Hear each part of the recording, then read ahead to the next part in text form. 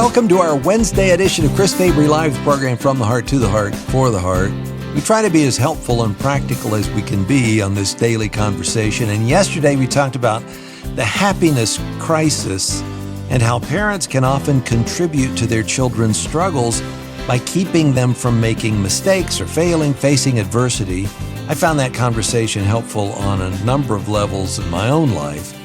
Today, if you have a pre-teenager or teenager and you look at our mixed up, confused, messed up world as it relates to identities, sexuality, and gender, you might just want to retreat and put your preteen in a bubble so they don't have to deal with all that's out there. Or maybe the bubble is for you, so you don't have to deal with it. Enter our long-term friend, author. He's spoken at conferences and churches on 5 continents, and now he's produced a video series called The Holy Sexuality Project. Dr. Christopher Yuan is in the house, ready to bring some help and hope, and not a bubble for you and your family. That's straight ahead on Chris Fabry Live. See all the information, the links, and more at the website, chrisfabrylive.org. Maybe you have a question or an example of some kind of a situation that you're facing right now with a preteen or a teenager. We'd love to hear from you today. Let me thank our team. Ryan McConaughey doing all things technical. Trisha's our producer. Lisa's helping out. Josh will be answering your calls. And thank you for your support here in August. We are coming to the end of the month, and I would love to put a resource in your hands by Dr. Kathy Cook, whose latest book deals with those fractures in relationships between parents and adult children.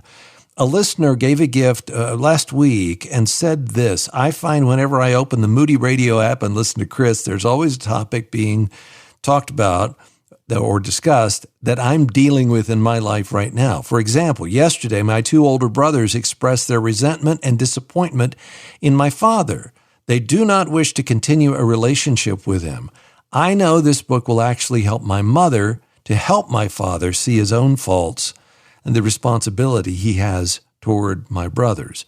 So we're going to send her Dr. Kathy Cook's book, Resolve Conflict and Find Peace and Hope with Adult Children. Very biblical and practical. Would love to send you a copy. If you go to chrisfabrylive.org, scroll down, you'll see it right there. You can give a one-time gift. You could become a monthly partner with us. F-A-B-R, B as in boy, F-A-B-R-Y, chrisfabrylive.org. Or you can call the number 866-95-FABRY and talk with somebody if you'd like to give a gift or leave a message for the program. 866-953-2279. And thank you for your support of the Radio Backyard Fence. What do I say about Christopher Yuan? When I first heard of him, he was simply a prayer request. His mother and father were in a small group with us, and they said, please pray for Christopher. And he sent me a picture before the program, and this has to be the fall of 1998. So like 28 years ago, we kept his dad, Leon, busy with cleaning all our kids' teeth. And I don't think we paid him very much at all. I think he did a lot of it just gratis because he liked our kids. Christopher told his and his mom, Angela's story in the book, Out of a Far Country. A few years ago, he released the book, Holy Sexuality and the Gospel. And then more recently, the Holy Sexuality Project that disciples teens and preteens on biblical sexuality. So with all that as the precursor, Dr. Christopher Yuan, welcome back. How you doing today? I'm doing great, Chris. Man, you have a way of or I don't know what it is, but I just got emotional thinking about all the years. I mean, that's almost 3 decades. And yes, boy, when my parents, you just knew me as a prayer request. And it was a desperate one, but yeah. God is good.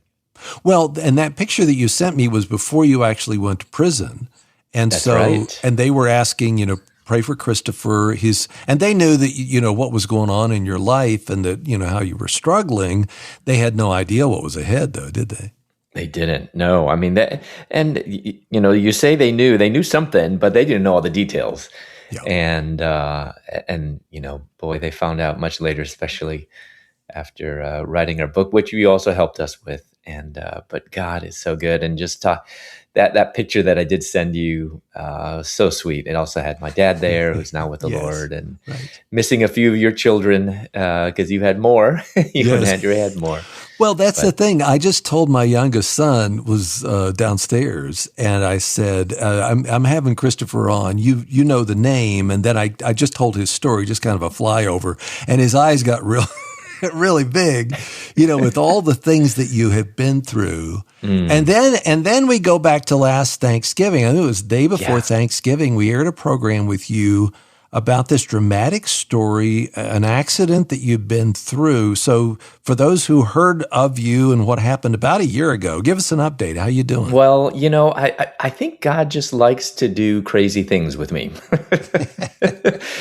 Before I came to Christ, and then even after. Yeah. Well, so when I was on with you last year in November, I was in a hospital and in a rehab center, not a drug rehab, but a physical rehab, specifically for spinal cord injury.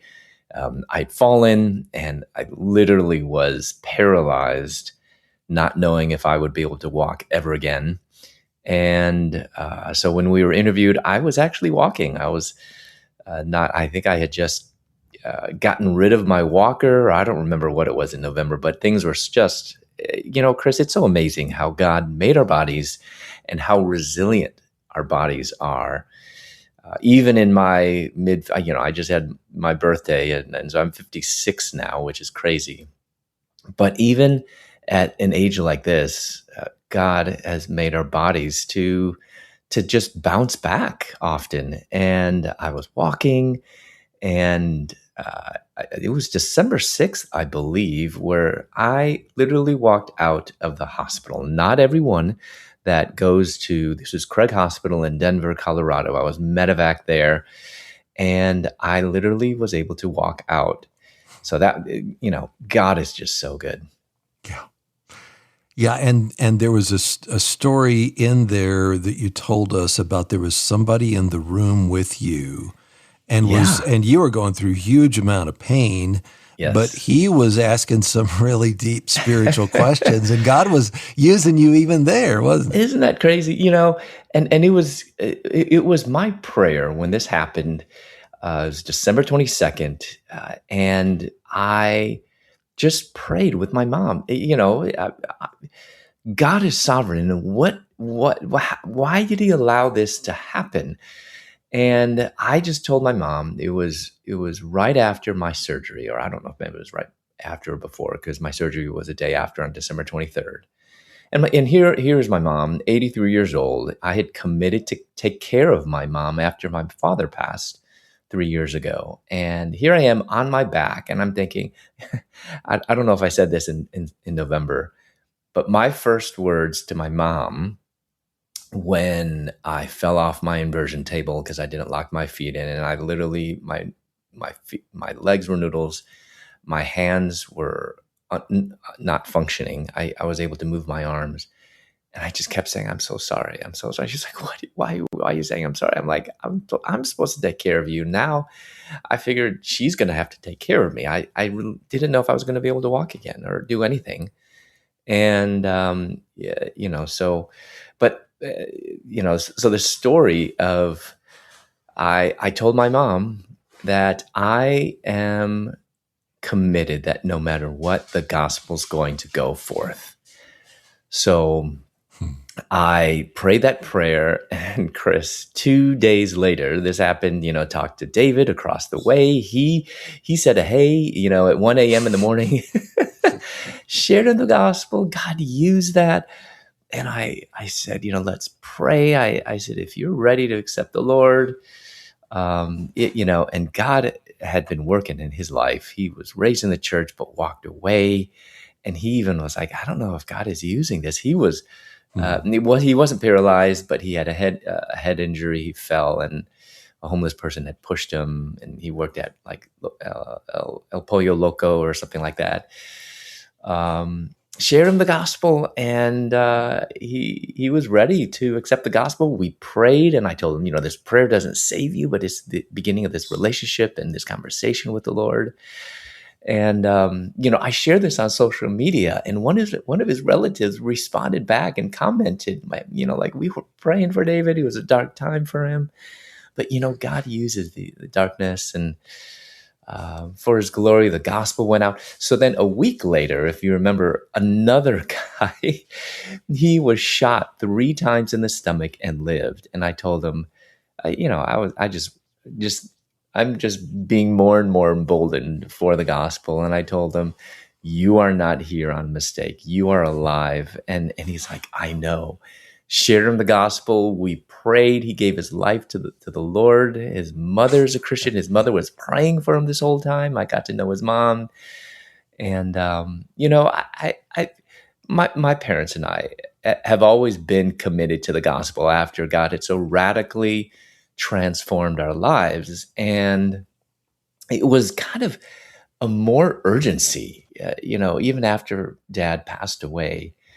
I was like, man, life is short. But the fact that, and I'm still experiencing some effects of my injury. My left leg is not fully back yet, even when I'm, walking in the airport and, sitting for 3 hours on the airplane and I get up, I kind of have a little spasming. And so, and then walking, my foot will catch my left hand, doesn't open and close fully. Fortunately, I'm right-handed, so God is good there. But what is my body? I need my mouth. I need my mind, and I'm going to just continue to do what God has called me to do. Yes. And that's the exciting thing. Like, the gospel is going to continue to go forth, even in spite of us, right? Right. Well, in his providence, even today's conversation, I think, is going to reach into somebody's heart. Maybe you have this fear inside of you about how dark the culture is, especially about for your pre-teenager and what is going on in their life and what they're being taught and what's going on around them as far as sexuality and identity and gender. That's why I've asked Christopher Yuan to come on here today. And if you go to the website, you'll see a link to the Holy Sexuality Project, as well as his website. Just go to chrisfabrylive.org, chrisfabrylive.org. More straight ahead on Moody Radio.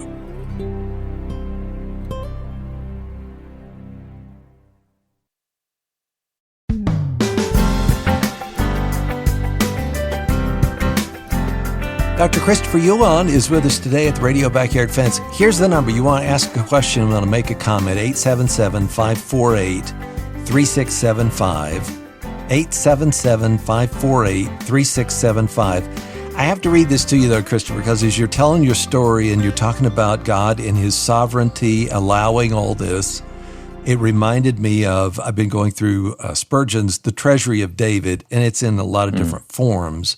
But this is from Psalm 37 that starts, "Rest in the Lord." And Spurgeon says, "To await in holy patience the time for clearing up the difficulties of providence. This is what every gracious heart should aim at." And then, "and wait patiently for him," he says, "God is worth waiting for.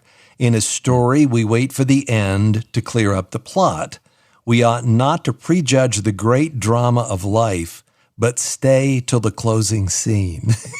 I read that. It's like, that's Amen. it. That's it. That's right. And God has, in his providence, drug you through some ordeals, and a lot of drama, but he is using you, and how dare we not see our own lives that way, especially with the difficulties, And even, the closing scene, I hear that initially as, until I leave this earth, but we have to even go further than that. And that's to go all the way to, the last day, into glory when Jesus comes back for his own, and, the incredible wedding supper of the Lamb, Revelation 19, because God wins, Jesus wins.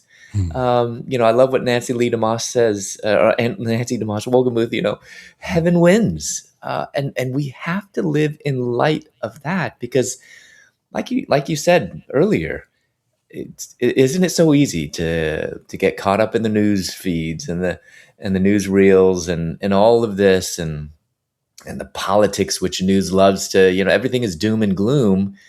But we have to not ignore that, Right. but we have to be grounded in not only creation and the gospel, but also how this all will end. We don't live without hope. We live in a dark world, yes, but we live with so much hope. And that's the amazing thing. And in light of what we just talked about, what you mentioned about, yes, you can look and parents can think, well, I don't want to get political. Well, sexuality and gender is not a political issue. It's a very biblical one. Reading through from Genesis all the way to Revelation, sexuality is all over. I love even how theologians and Bible scholars can even look at the fall with Adam and Eve, and how when they rebelled, took that forbidden fruit, actually sexuality was a part of that.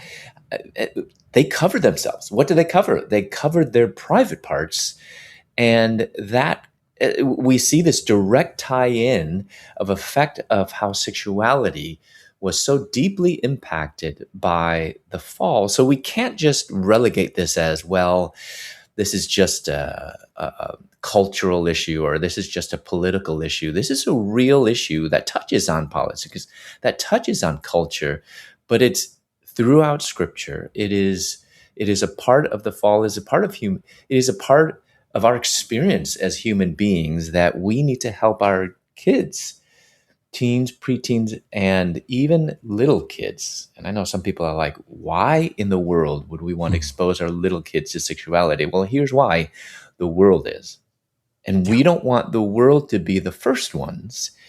Why not us being the first ones? Now, this doesn't mean we need to expose them to all the insanity and hypersexualize things that the world is doing. But man, Chris, we need to be teaching our kids things that aren't being taught anymore, that when we grew up was just taken for granted. Like, a boy is a boy, a girl is a girl. That's not political. That's biblical. Well, and Mr. Rogers even sang the song. It's like he's going to grow up to be a man and she's going to grow up to be a woman. And that's, there's no change in that. That's right. And that's good. Let's not get confused with, well, I feel this way, or I like, Chris, I grew up, I liked music. I loved music. I loved the arts. I was awful at sports.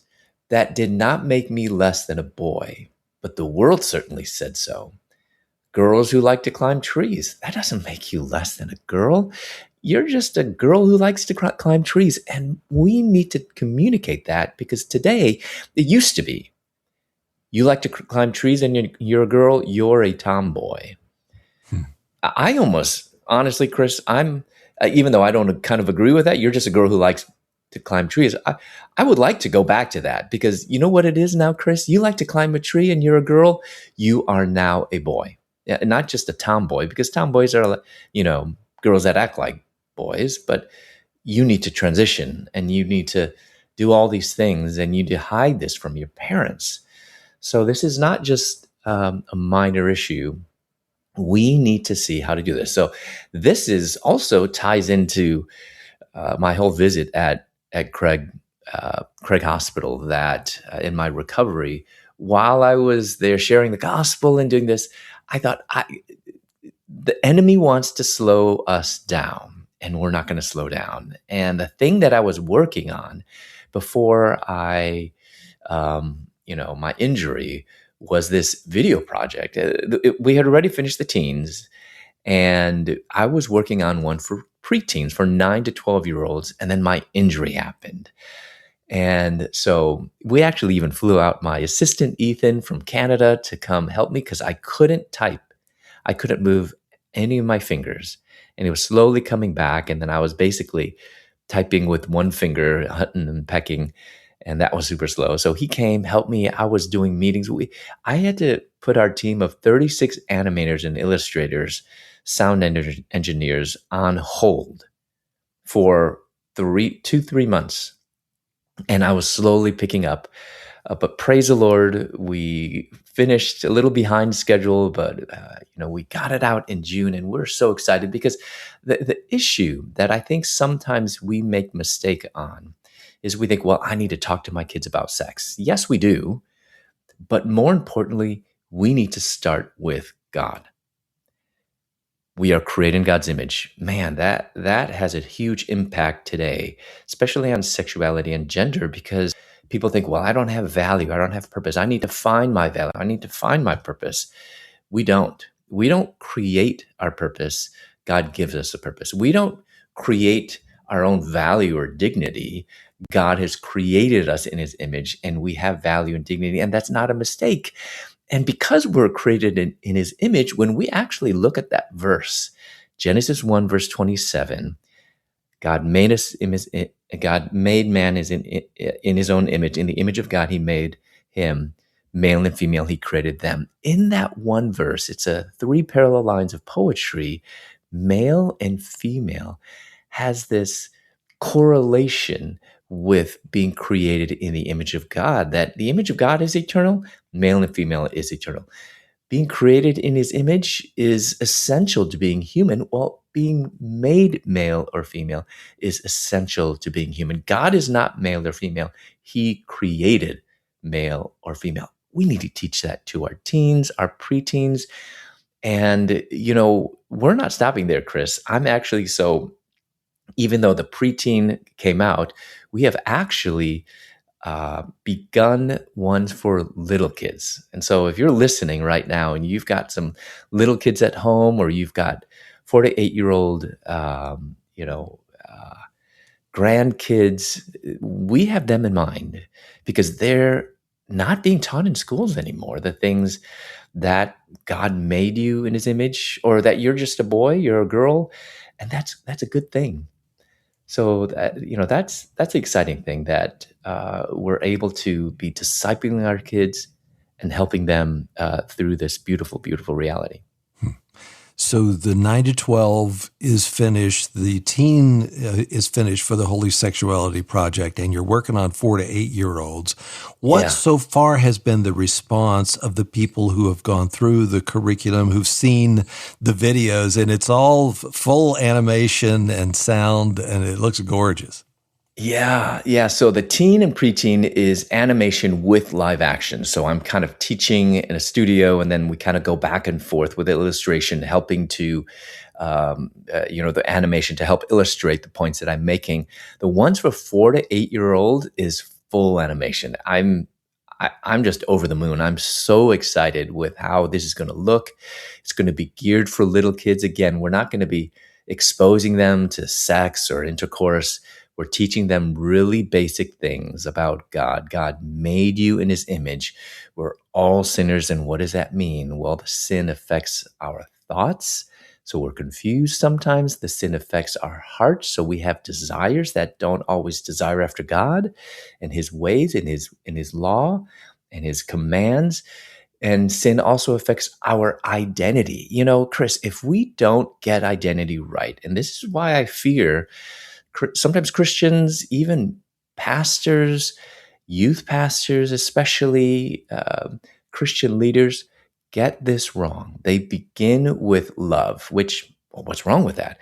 Well, they define love incorrectly in kind of a world way. You do you. Well, if a person comes to youth group and they say, I'm gay, that's okay. You can be a gay Christian. Now, I'm not saying if someone comes and he's an unbeliever and says, I am gay, we're going to say, shame on you. And of course, we're not going to do that. But we need to know what we are pointing them toward. And if we get that wrong, our trajectory for what we're pointing them toward is going to be way off. I mean, in the teen version, I talked about, I think it was Korean Airline 007, about how it was just a few degrees off. Do you remember that, Chris? It was, Sure. Was it back in the 80s during the Cold War? And this is back when you had to fly from either Seattle or whatever in the US to Alaska, and actually stop in Alaska to get refueled. And from Alaska, they're supposed to go to Seoul. They were off by just a few degrees, and they flew over Russia. and Russia shot them down. Being 1983. off. It was That's right. 1983. You're right. I remember that. I was only 13 years old, but it was in the news. The Cold War. If we are just off by a little bit, you mentioned Spurgeon. My favorite Spurgeon quote is when he says, "Discernment is not knowing the difference between right and wrong. It's knowing the difference between right and almost right." Almost right. Okay, let me hold you right there because I've got a Tozer quote for you when we come back. It's all Spurgeon and Tozer here and you on today on Chris Fabry Live. If you go to the website, when you go to the website, chrisfabrylive.org, make sure you click through and look at what we're talking about. The Holy Sexuality Project for preteens or teenagers. Just go to chrisfabrylive.org. More straight ahead on Moody Radio.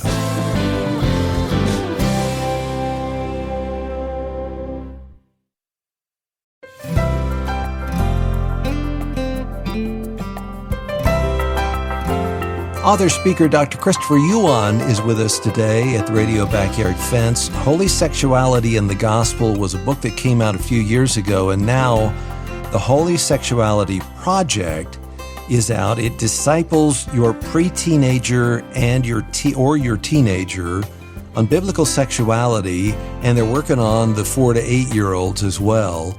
And if you have a question or comment, give us a call today. 877-548-3675. I'm just in this conversation, I've been making these mental notes because you mentioned the algorithms that we have to keep us at odds. And it's like there are forces at work, I think, that keep us frustrated and angry. And it's that kind of energy inside that makes us want to watch this reel and then follow the next one and the next one and the next one. And more and more, especially on this sexuality and gender confusion thing, more and more I keep going back to the Tozer quote about stepping out of the world's parade, that you have to consciously, you make a conscious choice to step out of the parade of all of the onslaught of information that is coming at you in order to stay on an even keel. And in a sense, you also have to step out of the parade that says, okay, those people over there who believe that, they're the enemy. Those people on that side of the political aisle, they're the, and there are real issues about truth and non-truth and all of that. But when I start having this feeling of looking at a person and putting them in a box, we talked about this yesterday too. If I put that person in a box, I don't have to talk with them. I don't have to have a conversation with them. The person, it just becomes in this place that I can just move on. And I don't think as believers, if you'd have done that in the hospital room, you wouldn't have had that conversation you had with your roommate, right? That's right. And this is so interesting, even with my whole story coming to faith. My parents, we're fairly sheltered, being Chinese American. We knew no one. We didn't know anyone that had ever been to jail, maybe not even been to, gotten a DUI. So didn't get in trouble with the law. All my mom's friends were very successful, PhDs, doctors, lawyers, etc. And so my mom had no compassion. It wasn't even on her radar. People who did drugs, drug dealer, been to prison. And it wasn't until her son went to prison for drug dealing, not just drug dealing, drug supplying.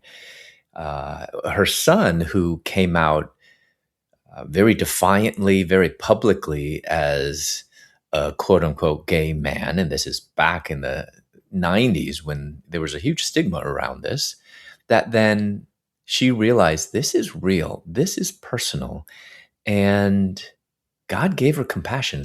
God used that to come to know the Lord when I came out to mom. And it wasn't until it became personal and real that she had compassion. And I love the parable of the Good Samaritan. Because, Chris, I think we get it wrong. I think a lot of times we hear that message And it seems to be the message coming out of it. You need to be the Good Samaritan. Well, the problem with that interpretation is that Jesus, when he finished the whole parable, he didn't say, he actually flipped the parable on its end, and he didn't say, who saw this man at the side of the road, who's all beaten, left half dead, who saw this man as his neighbor, was it the priest, the Levite, etc. He flipped it on its head and he said, which of these three was the neighbor? Why is that significant? Because the question was, who is my neighbor? And so you would think, well, obviously this guy who's left half dead, robbed, he is the neighbor and we need to care for him. And so therefore be the Good Samaritan, because the Good Samaritan stopped and treated this man like a neighbor, loved his neighbor. That's not what Jesus says. That Jesus flipped the parable on its head, which Jesus is so good at doing. And he said, who became the neighbor, who was the neighbor to this man? And why is that significant? Because the Good Samaritan is not us. The Good Samaritan is Jesus. We are the man left half dead at the side of the road. And so we are actually then called to love, not because we're like a Good Samaritan, but because Jesus loved us first. Jesus stopped and he took care of us. And I think this is, yes, it's helpful if it becomes really personal. And, Chris, to be honest, 10 years ago, this issue of sexuality and gender, when I've been speaking on this for 20 years, it was still a hypothetical. It was still something that you talked about. Those people, more and more, I bet every one of you listening right now, it's not just twice removed, 3 times removed, a friend of a friend. It's my daughter. It's my grandson. It's my parent. It's my cousin. I mean, that's still even removed. It's very, very real and personal, but it doesn't even have to be that. So this video project, people think, oh, I support this. This is so great you're doing this, but my child isn't wrestling with this. They are. I'm not talking about they're wrestling with their sexual identity or their gender identity. They have friends. They will have friends in a couple of years. And why not take this head on now before any of this happens to build this foundation? Because they're probably already hearing ideas and concepts, even if they're homeschooled, even if they are in a Christian school. I can almost guarantee they've heard the term gay. They've heard, well, this person is a boy, but he thinks he's a girl. And let's actually build this strong biblical foundation. So, this is about biblical sexuality, yes, but more importantly, it's actually good theology. It's simply things like God made you in his image. God made you a boy or a girl. God, unfortunately, we are all sinners. And then Christ redeems. So we're actually building this all on God's grand story: creation, fall, redemption, and restoration. At the beginning, we said heaven wins, Jesus wins. We have to keep that in mind also with sexuality. There is an arc of how even our sexuality, and having that in mind, marriage, there is no marriage in heaven, Jesus says in Matthew chapter 22.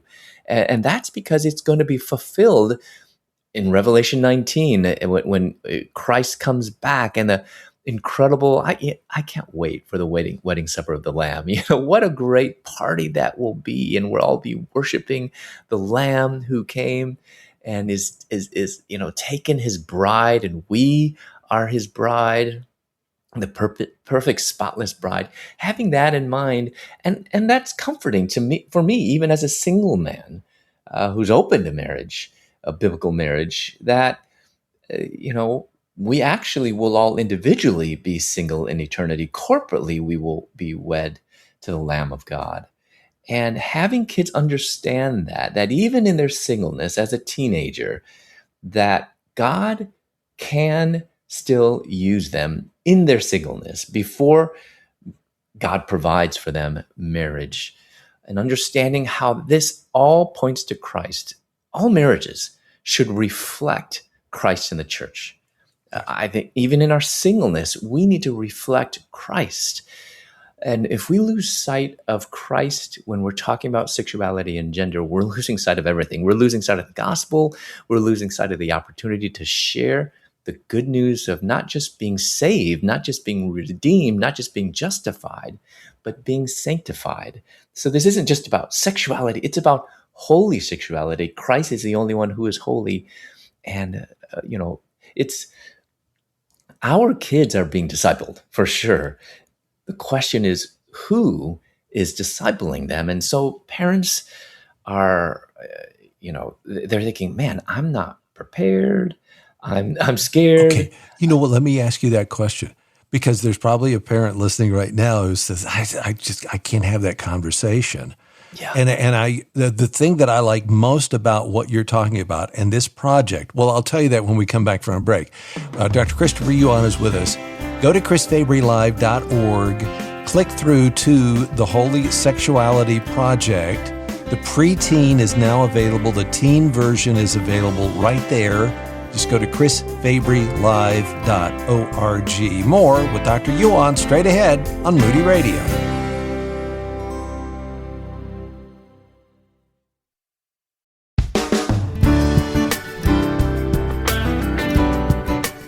Tomorrow on Chris Fabry Live, Jen Wilkin is going to join us. I read Jen Wilkin's book a few months ago. It hadn't come out yet, but I said, we got to get Jen on here because she's talking about aging, and I'm right in the crosshairs of that.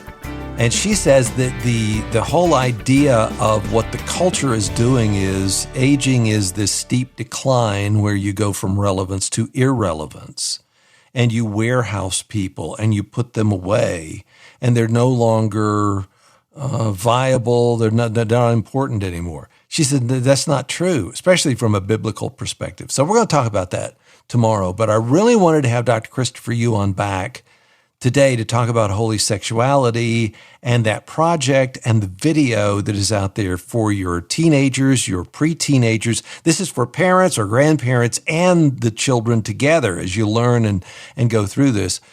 And so if you go to chrisfabrylive.org, we've got a link right there on the main page and then in our program page today, chrisfabrylive.org. You'll see the Holy Sexuality Project, and you can link to it right there.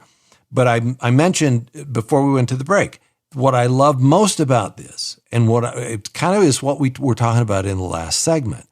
You can motivate people through fear or faith. You can make them scared. Everything's out there. You got to have a bubble for your kids. Or if you don't do this, then they're going to go off the deep end or whatever. I do not hear that from you. What I hear you say is, if you are committed to Jesus and you want him to help you parent well, in faith, you can provide your kids, not the warfare out there to go to war with the culture, but in faith, you can prepare your children to know the truth and let that set them free. I hear more faith from you than fear. What do you say? That's right. Well, I'm so glad you caught that, because it is so easy to just be fearful of the world, and so I need to protect my kids. Or it's a fight. And I mean, is there a sense that, yes, there's spiritual war going on, and yes, we do need to fight for our kids.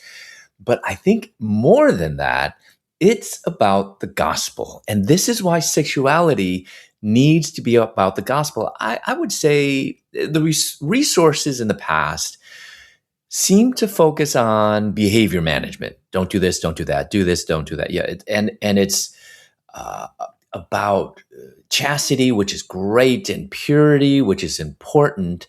But we can focus on purity and miss out on Christ. Sexuality and gender, as much as it seems political, as much as it seems cultural, it is a gospel opportunity. Not only to share how the gospel, it just saturates our conversation and our understanding of sexuality and gender, but it actually helps our kids to see how I can then share the gospel with the kid in your school in third grade or junior high, who's saying, I'm a girl stuck in a boy's body. How do we understand this boy who says he's a girl stuck in a girl's body, or this girl who says, I like girls, and none of them, they don't know God. How do I lovingly, without doing it at the expense of truth, do that?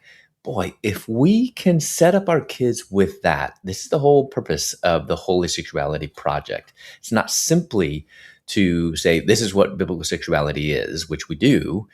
And we've even gotten responses from parents and grandparents. So if you're listening and you're thinking, well, I don't have any kids in the home. This is for grandparents too. Grandparents can gift this to their adult kids, or if you have your kids over Christmas break for a time, you could go through it during their time with them. What a great time to actually build these habits of home discipleship and family worship, that to then teach your kids this is the gospel. In lesson 7 of the teen version, which is 12 lessons, in lesson 6 of the preteen version, the pinnacle of both of these is where we focus simply on the gospel. Do you believe in the gospel? Do you believe in Jesus Christ as your Lord and Savior? I built up to that. And then from there, we say, this is now how the practical, this is now how we understand those who are wrestling, who are confused, who might be struggling with their own temptations in their Christian, who, how do we share the gospel with those that are lost? And that So it sets gives you up our compassion. kids. It gives you Yes. compassion rather than an us-them rubric, right? Absolutely, because we need to begin there, not truth at the expense of grace, not grace at the expense of truth, but true love is full of grace and full of truth. So parents, you don't have to be an expert. Grandparents, you don't have to know it all. All you need to know is how to press play. I love to say that. We all know how to press play. We actually have written wonderful conversation prompts, and so after each lesson has 3 short videos, and after every short video, for teens, it's about a teaching video of 8 minutes, and then 4 minutes. That's one lesson. For preteens, it's shorter than that. I'm sorry. For teens, it's I think 10, and then maybe 4 minutes. And then for preteens, it's 8 minutes, and 4 minutes. And then after every single video are conversation prompts. We want kids to be talking with their parents, talking with their grandparents. They're talking to their peers. They're talking to their teachers at public schools. They're even talking to youth pastors. And actually that's good. They're talking to youth pastors. But Chris, no youth pastor replaces the parent. The youth pastor isn't going to go to college with the kids or walk through life in college or after. And no youth group replaces the home. So we need to bring this conversation back away from the classroom and into the living room, family room, and dining room. And that's why, we wanted to make this really engaging and use wonderful animation from really first-class anime. And sometimes Christian art or Christian illustrations can be a little cheesy, and I understand that, but we wanted to keep kids engaged, and so it's top notch. People can go to chrisfabry.com and find the link, go to holysexuality.com and find where you can get like a free access to just watch, so you can have an idea of how wonderful our animation studio they did. I did that before the program, and I saw the whole Daniel thing. Yeah, isn't it great? It pops off the screen, so you can see the part of the first couple of minutes just to look at that. And again, chrisfabrylive.org. Click through to the Holy Sexuality Project. But for that parent who says, I don't know if I can have a conversation, or what if I say the wrong thing? That's what this is about. It comes alongside you, right? That's right. It just basically, we take your hand because we know a lot of parents are afraid, and rightfully so. Parents, you didn't have your parents who talked about it. And if they did, it was maybe done in a kind of real hush-hush. They had the sex talk and then nothing more. So it has this huge stigma. We're in a different world right now.